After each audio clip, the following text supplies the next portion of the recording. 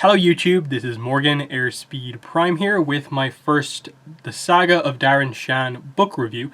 This is going to be for book 1, Cirque Du Freak, or A Living Nightmare, depending on what region you're from. I believe in America, the series is called Cirque Du Freak, The Saga of Darren Shan. So the first book, they called the subtitle for the first book, A Living Nightmare, rather than just calling it Cirque Du Freak. But it doesn't really matter too much. So again, with this series, the idea is that I read this series when I was younger, in around like 11, 12, and it was one of my favorite series growing up. And so I decided, let's come back to it here in 2020 and see how it holds up. I don't think I've read any of these books since at least 2010, which was when the Saga of Darren Shan came out, the prequel series basically to this. So it's at least 10 years coming back to these, and I want to see how they hold up. So yeah, the big thing for me, I suppose, was like, okay, books I read when I was younger. I was the sort of correct age demographic for where they were sort of marketing these books at back when I first read it. Does it still hold up? Is that a problem now? Not really, and in general, that's not me with media. My channel primarily is about Avatar: The Last Airbender and Legend of Korra. Shows which I think hold up 100% now, as they did when I watched them when I was younger. And I don't really have that big of an issue with the idea of like, oh, there's sort of limitations because of what ages they're aiming it at. And I think with this book specifically, and I think the whole series, it really helps because it is horror. So it sort of makes up for the fact that it's sort of aimed at sort of 9 to 14 by the fact that tonally it's dark, it's going for a little bit of gore, blood, vampires, that sort of thing. That helps to sort of bring it up and make it feel like, yeah, but this is willing to do a lot of things that a lot of other series perhaps almost wouldn't do. And so I definitely noticed that reading it again. The other thing that really stood out just from, I suppose, that point of view was like the pacing. I really liked how this was just boom, boom, boom, straight through the story. You're never lingering on any parts for like too long, so you never get bored of a specific setting because they get the setup of Darren and Steve done very early on, so we can set up straight to getting into Cirque Du Freak. And from there, they let the whole second half of this book just be the sort of reaction to coming off the show. The reveal that Mr. Krebsley is a vampire, and go from there. That's what I really liked about it. Maybe there's a few moments towards the end when things get kind of a little bit more emotional where I maybe wished things had slowed down just a little bit more, just to let it breathe a little. That these are heavy moments, Darren sort of having to leave his life behind. That maybe it felt like the pacing they kept up the same as getting through some of the plot, as they did with almost getting through some of the emotions as well. I almost wish, a few of those moments, like I would have appreciated maybe a couple extra pages of just lingering on Darren's thought process as he is lying in that state of sort of, almost a living nightmare as he's faking his death. Just reflecting on what he is leaving behind and what he's going into. I just thought there was a little bit more of a moment to sort of just hold on that for a bit. But in the grand scheme of things, they did it pretty well, because I think they got through most of that with the sort of last normal day, saying goodbye to his family in a way without saying goodbye because he can't tell them. That all, I think, worked really well. So in general, very, positive, excited to go through the rest of these books. But I suppose let's start going through this with a little bit of depth, because that's what we're doing here. We're doing a full-on review, sort of analysis type discussion stuff. So the introduction section is, again, they don't linger on it too much. You're at the Cirque Du Freak by like page 40, and then we're sort of almost done with the Cirque Du Freak by like page 80, 90. And it, like I said, it leaves more than like half of the book to deal with just the aftermath, introducing the whole vampire plot point and so on. But at the start, you just get across that, okay, Darren and Steve, best friends, but they're kind of opposites in a way. Steve is described as this kind of wild child who has maybe some problems at home. He thinks his mother doesn't really care about him, so he acts like he doesn't care about her. Darren has more of a sort of, picturesque life. Everything seems to be going pretty well for him. He's relatively popular in school, does okay in school as well, and he happens to be friends with the wild child, but it seems like they almost help each other in that way. Steve sort of benefits from how sort of stable in a way Darren is, and Darren benefits from some of the wilder aspects that are sort of introduced into his life by being friends with Steve. And they have other friends who they're close with, and it's just a nice setting here that like they're all 12 years old and they're into all this stuff. So the fact when they get the flyer for Cirque Du Freak and find out it's coming to their town, and you find out that like Steve is like super into that sort of stuff, and Darren is just interested in it because it seems like it could be cool. Like Steve seems like the one who's like the most into something like this. And so straight away we get into the idea of like they all pool their money together to get the tickets. Steve is the one who goes up to get them, and he returns and realizes that, I could only get 2 tickets. It was 2 tickets per flyer. They wouldn't sell me any more. So they all agree Steve is going to go, and they'll do a sort of, random looks sort of draw type thing to determine who gets the other ticket. So they throw all these pieces of paper, including the ticket, up in the air. Whoever grabs the ticket gets to go. And this is where we get introduced to the first sort of touch of Destiny style moment, because Destiny sort of ends up becoming a little bit of a theme, if I remember correctly, across all of the books, of just certain moments where characters make a move to where like they usually wouldn't make that move, but for some reason in this instance they did. So here you get Darren deciding to close his eyes instead of randomly grabbing everything he can. Close his eyes, and just at the right moment he's almost like told when to shut his hand, and he gets to take it to go. So it's just this like, if he had done it at any other moment he would have missed it and he wouldn't be going, but he is. Everything is going right, it seems, for Darren. So Darren and Steve are the ones who get to go to the show. And again, at this point, there's no real sign of anything going wrong, or that there's any real issues at play here. Like, yes, Steve has been described as this sort of wild child who had sort of behavior problems growing up, but they described it like he's calmer now. So it's just that, okay, he's a little bit more adventurous than the others, but it's fine. Like, Darren gets on with him perfectly fine. They do get across that, like, when he does get angry, like, Darren is a little bit like, I don't really like being around him when he gets angry, but that seems reasonable, I guess. But yeah, the show, of course, is the whole highlight of this first book, because that's what brings all the characters sort of into contact with each other. And the introduction of this is great, because the first character that Darren and Steve come across is Mr. Tall, because they're a little late. Like, they just barely arrive in time for the show. And so they meet Mr. Tall first, the like owner of the Cirque Du Freak. And the big thing here is that he knows Darren's name without Darren having ever introduced himself. And again, this is Darren's first interaction with the Cirque Du Freak. Like, Steve went to get the ticket, so there should be absolutely no knowledge of who Darren Shan is. Yet Mr. Tall knows his name exactly. And he reveals that he knows like other kind of pieces of personal information about them as well. So there's this kind of like weird sense of, wait, what's going on here? Because yes, Mr. Tall is, as the name suggests, very tall. And then he's involved in Larton Crepsley's performance. He also can control Madame Octa with the flute. But just the fact that he knows things that he perhaps shouldn't is arguably like the most interesting thing about him. And through the Cirque Du Freak, we get this idea that, okay, yeah, we know we're in a vampire series here.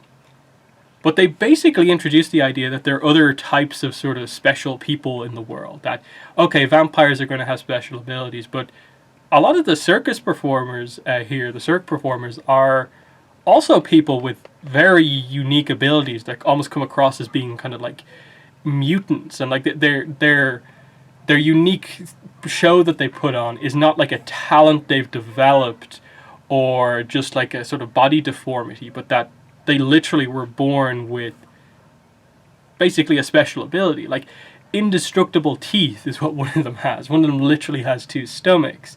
And so on. Like an actual snake boy, a wolf man. And it's real. And as well as that, just a sense that there is something really real about this. There's nothing fake about this show. A woman gets her hand bitten off by the Wolfman, and they basically just sew her hand back on and sprinkle some like magic powder on it, and they're like, okay, it'll take a few days to fully heal, but you'll have full working control of your hand. And just kind of like, whoa, like what is this magic powder suggesting that, like, they say that the circus as well is like, I think it's like 500 years old, which is like pretty crazy to kind of think, and it just suggests like this like deeper history going on here. Just the fact that they have a vampire on their lineup, what does it suggest about everything else? That's just really interesting to consider. And I don't think I ever properly made that connection back when I was younger, that, oh yeah, like all the other circus performers, like they are like special humans in some ways, that they have these really, really unique abilities. So the performances are great, like both of them are loving the show. But the real sort of turning point in the story is basically the second Larkin Crepsley walks out on stage with Madame Octa. And we find out that both Darren and Steve are both enthralled by this act, but for very different reasons. Steve is interested in Mr. Crepsley himself, whereas Darren is more interested in the spider, because the like opening chapter of the book, just describing like what this is, that like this is a true story. Like, I've changed the names, but everything else that happened in this story is real. When I grew up, I had a spider. I was irresponsible. It was killed. So establishing that Darren likes spiders. So it makes sense why he would focus on like basically the rarest and most unique spider he's ever seen. But why is Steve that interested in sort of the spider tamer, basically? Because in the show, he's not advertised as a vampire. He's just, you know, the guy who controls the spider, who can do tricks. And so it's all fine. It goes well. They love the show. It comes to an end. But then Steve is suddenly like, Darren, you go home on your own. There's something I have to do here. Please go home. He doesn't want Darren to stick around and see what he's potentially planning to do. Darren like feigns like he's going to leave, but actually sticks around and overhears this confrontation between Mr. Crepsley and Steve, where Steve basically comes straight out and says it. You're a vampire. Your name is Ver Horston. I saw you in a picture in a book about vampires, a painting from 1901. That's you. It's definitely you. And Mr. Crepsley basically just confirms it, like, wow, like, okay, whoa, you found me out. What do you want? And the big twist, Steve wants to become a vampire as well. He basically wants to be made Mr. Crepsley's assistant. And so he doesn't really want it. He says like he doesn't want an assistant, but he's pretty much put in a situation where, like, to avoid any sort of like issues, he's like, okay, fine, well, let's test your blood. He tries Steve's blood and immediately is like, absolutely not. You have bad blood. You are evil. So we get the reveal here from a vampire that Steve has evil blood that no vampire would ever, in their right mind, make into a vampire. Very, very interesting, and immediately sort of establishing to us that vampires are not like inherently evil. Yes, it's a special sort of, I suppose, race of being. But he describes that like they respect life. So someone like Steve would not be suited to sort of, you know, interact with vampire culture, basically. And so at this point, like, Steve is so upset at being denied by a vampire and basically being told no vampire will ever do it either, that he decides, okay, I'm going to become a vampire hunter and kill you someday. And that is just what Steve is left to just stew over, that the thing he wants basically more than anything.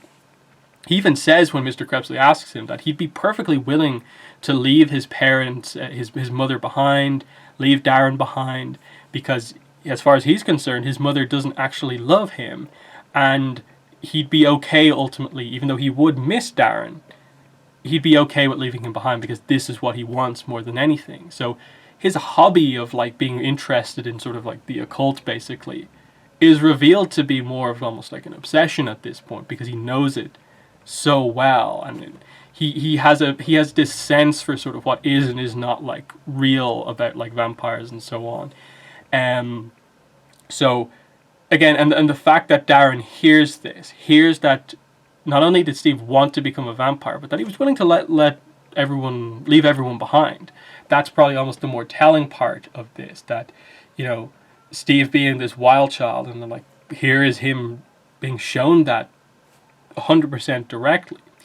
And obviously this kind of creates a little bit of a rift between them, because Darren doesn't know how to approach Steve after this. Like, how do you talk to your best friend after you've just found out secretly this thing that he really wanted, and just that you found out that vampires exist? It's I think it's really well done of just like a 12-year-old. He just doesn't know how to handle it, so just sort of stays away from Steve for a little bit. But in the meantime, Darren has basically made the decision that he wants to steal Madame Octa. He can't get that spider out of his head. And for almost the same reasons as like Steve's obsession with, you know, the occult and eventually finding out about vampires, you feel the same way about like Darren's issue, like thing with spiders, of like he's just inexplicably drawn to this spider, that this was something he almost was destined to do, was to steal this spider. And so he just goes the next day, basically, you know, oh, he's a vampire, so he'll sleep during the day. I'll go and steal it that way. And he does. And he leaves a note behind. And the note's pretty funny, I think, because you can tell it was written by like a 12-year-old. And it's like, Mr. Krebsley, I know who and what you are. I have taken Madame Octa and I'm keeping her. Do not come looking for her. Do not come back to this town. If you do, I'll tell everyone that you are a vampire and you will be hunted down and killed. I am not Steve. Steve knows nothing about this. I will take good care of the spider. So just this sense of like, why did you say Steve? And the narration goes on to explain that like, oh, he wanted to make sure Steve was made out to be innocent in this, so that's why he mentioned him. But in doing so, he basically told Mr. Krebsley that this was Darren who left the note behind, because Steve is only important in the context of this situation because both Darren and Mr. Krebsley know about him. So the fact that Steve is mentioned here basically is like, who else could it possibly be that wrote this letter? The guy who Steve came with to the show.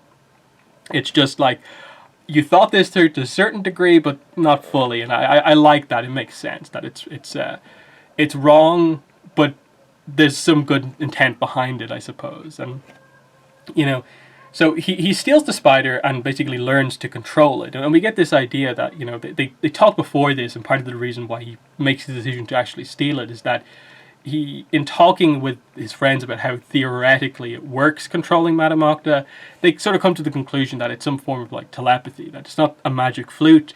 The flute is just used to attract the attention of the spider, but that actually you communicate with it telepathically. And so they're wondering, like, is it the spider specifically because it's special that allows that, or can anyone do it? So Darren basically, just on the thought that, oh, anyone can do it, decides that, like, oh yeah, sure enough, I can do it. And it turns out he can do it, but I believe it is revealed at some point that it is sort of a special ability. I don't think everyone in this world can actually do this.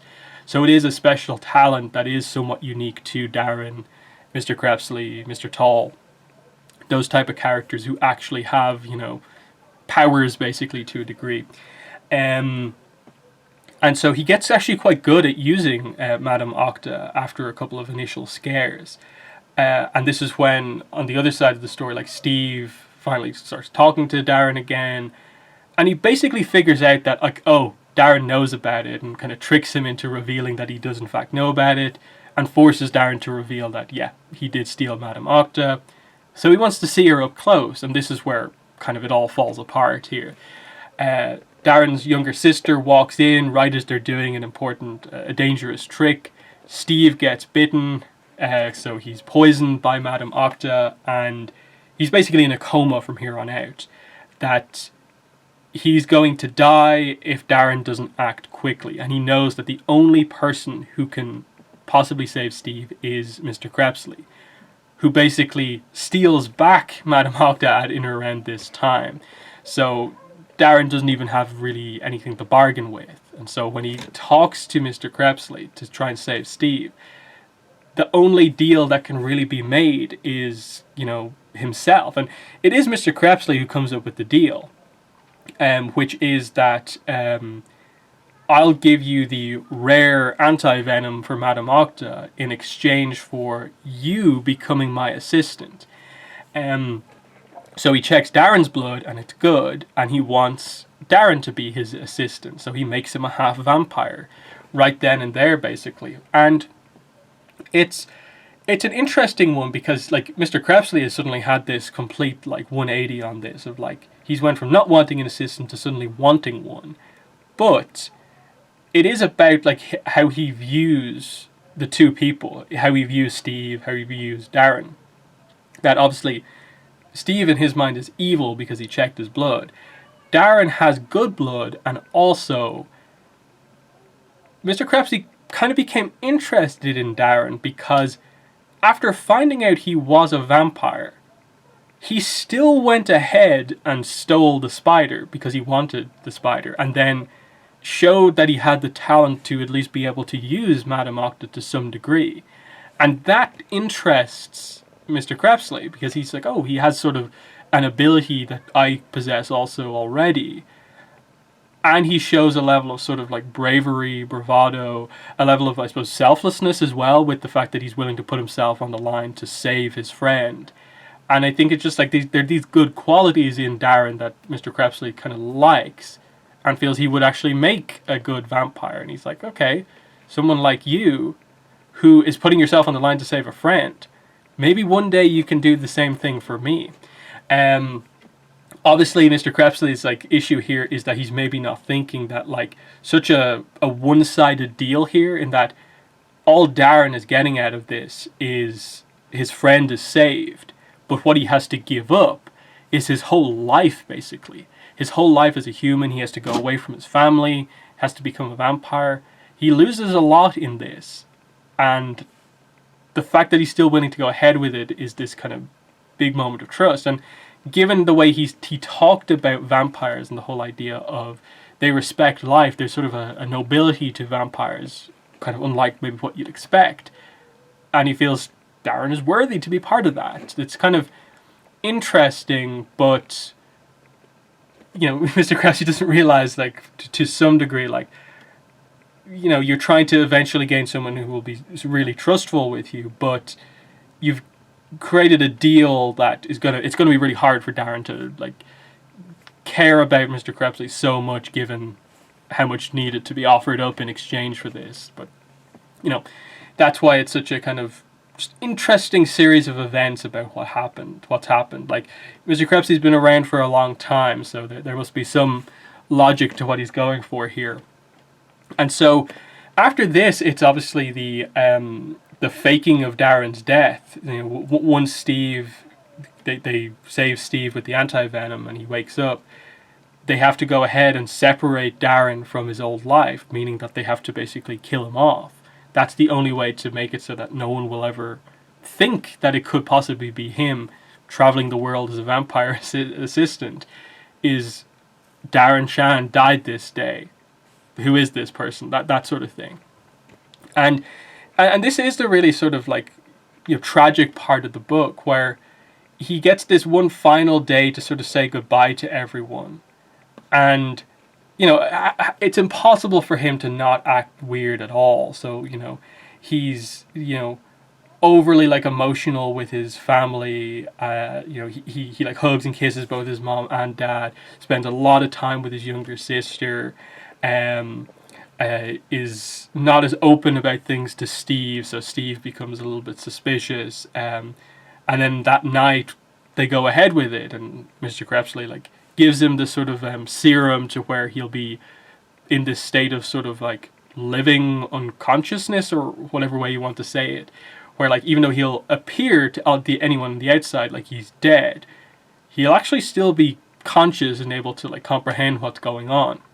So Mr. Krebsley breaks Darren's neck, throws him off the out the window, and you just get this sequence as it's just described that like he just laid on the ground until he was eventually discovered by a neighbor, and then he witnesses basically his parents like react to him being dead. Basically, they first think he's paralyzed, but then it's revealed that he's dead.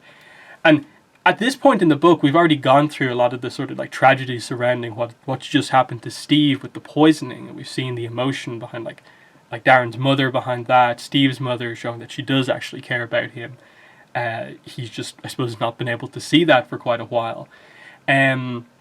Seeing like again Darren's mom break down about this, but Darren's father also break down about this is kind of like it's an emotional moment for sure as it happens, and the fact that he gets to witness this as well, and all of this, the effort that they're going through here was all because he just wanted to save Steve, and as we're going to see, Steve is not going to see it that way, and that's what makes it all the more tragic. So like we see him at the morgue as he's buried, still comprehending all of this, until eventually Mr. Krebsley comes to his grave to dig him out. But as Darren is sort of like resting after being sort of revived, basically, Steve encounters him at the cemetery. And he reveals that he knows what happened, that he's become a vampire, he faked his death, that, you know, there's even a scene where, like, as he's at the morgue, he can't quite see who it is, but someone comes in to check on him and, like, looks at his hands and finds the vampire marks on all of his fingers. It gets across this obsession with Steve, that he was borderline, like, you know, stalking Darren, basically, after this, to the point where, like, he witnessed the secret stuff that, you know, Darren and Larton were doing together, of like planning all of this. He was there to witness it, and it really gets across that like we are seeing this other side of Steve at this point. Now that he's been sort of spurned in a way by the vampires, he is fully committed to being this vampire hunter who is going to kill them all, basically. And he wants to kill Darren, and he just can't do it. That he hasn't quite fully lost it at this point. But he leaves this time with the idea that next time he encounters Darren, if they do, he probably will at that point be able to kill him. But for now, he can't quite do it. It's too close to when they were close friends. And, you know, it's obviously at a point where, like, Darren has just been through so much. Like, he's just gone through his whole fake death, had to experience the emotion of having to leave everyone behind. Their emotion at basically considering him dead. And now his friend unable to see that everything that he did was for him, but he doesn't see it that way. And this is the key point. Steve thinks that Darren has, like, stolen his destiny from him, stolen his dream to become a vampire from him, even though it's the complete opposite. If at all possible, Darren would not want to become a vampire, but he had to. This was the deal he was given, and it was all for Steve. But he just thinks that was part of the plan, almost. That he's almost thinking that, like, did you purposely poison me to create this situation where this would happen? Well, we know that wasn't the case. Yes, Darren is sort of flawed for, you know, being irresponsible with regards to stealing Madame Octa in the first place, and then using her in a way, in a situation where it could have gone wrong. But he did everything from a selfless point of view, whereas I suppose they're presenting it as more, everything Steve has done is more from a selfish point of view, just wanting what he wants, and that's where the whole evil blood sort of aspect comes out. And it's just this very, you know, tragic ending of, like, at the end of this book, like, Darren has pretty much lost everything. He can't see his family again. His best friend is gone, and he's now left to inherently rely on the person who, I suppose from Darren's point of view, gave him a relatively bad deal that he came out on the bad end of. Like, everything has gone wrong, but he's so dependent on this guy now, which was the other great part of it, was that just before the fake death, Darren actually ran away after being blooded, but Mr. Krebsley knew he would come back because he knows how this goes with new vampires, that something was going to happen. And thankfully, he was able to have enough control over himself to not do anything too bad. But just those moments of him drinking blood from his friend's wound when they were playing football together, and having to like play it off as like, oh, look at me, I'm acting weird. But then the more emotional moment of him nearly killing Annie by like, you know, biting into her neck, which is not the way the vampires of this world typically do things. Like, that would have probably killed her. And the fact that he is so close with his sister, that would have just been devastating if that was to happen. So I think that sets it in stone for him of like, he can't be here. He'd be too much of a risk not knowing anything about being a vampire. He probably would hurt someone in his family, and he doesn't want that. So I thought that was a good scene to get across why he would then go back to Mr. Krebsley. But I also liked from then, and it's a part of the books going forward, of just Mr. Krebsley, even though he's given sort of Darren a little bit of a bad deal, he understands what Darren's going through, that being a vampire is this tough thing. And I think he gets that, like, it was a tough deal that he gave him. And so his understanding of, like, you were lucky that you didn't kill anyone. At other times that this has happened, they have killed someone close to them before they've realized that they can't be, you know, part of their lives anymore. And so this is going to be all about Darren understanding what is needed as a vampire in terms of how much blood, how to take it, and so on. But just I suppose some brief points on vampires in this world. They basically get across that Mr. Krebs is a full vampire. Darren has been made into a half vampire, with the idea being that the main change he's going to experience is decreased aging. So Mr. Krebsley ages at 1/10 of the age of a human, and for Darren it's 1/5. So Darren is 12 now, meaning that for him to be fully grown at this stage, it is now going to take like the core of like 50 years or so. That for him to look as if he is actually 1 year older, it'll be 5 years. Even though he'll be like 17, he'll only look like he's 13. And you can see the problem that's going to sort of develop here. And it's even worse for a full vampire, of course. We also find out that, okay, they do need blood, but that they don't do it by biting on the neck. They're more careful about it, and that they don't really kill. They respect life, and they have sort of a code of conduct expected of vampires. So, again, there's more to be gone into. They also describe that, you know, the whole sunlight thing and crosses and so on, holy water, a lot of that's nonsense, but they are vulnerable to sunlight. It's just that, you know, they'd have to stay out in like the blaring sun for like a whole day to be at risk of death. Once they stay in the shade, they're pretty much okay. So it's a minor weakness, but it's not a devastating weakness, basically. So I thought that was well done. It's again, modern take on vampires. Nothing too like silly extreme like some of the more kind of goofy things that are there in other styles of vampires. And I think that's what I appreciate about it. It is a more sort of down to earth, realistic approach, even if they still have superpowers like the flitting and stuff like that will be explained more later. But yeah, just wrapping it up here, I really, really liked going back to this. A lot of my memories of like some of the other books did come back kind of going through it, in the sense that like, oh yeah, Steve isn't in the series now until like book 7 or 8. Like, we're not going to deal with him for quite a while here, even though he's one of the main characters. The next few books are more about, you know, Darren being a vampire and, you know, really getting into just the whole culture of the vampires and so on. So yeah, so next Saturday we're going to be reviewing The Vampire's Assistant. But yeah, in the comments let me know what your thoughts were on the first book, if you've ever read it before, what I have to say about it here. But that has been the video. Thanks for watching, and bye.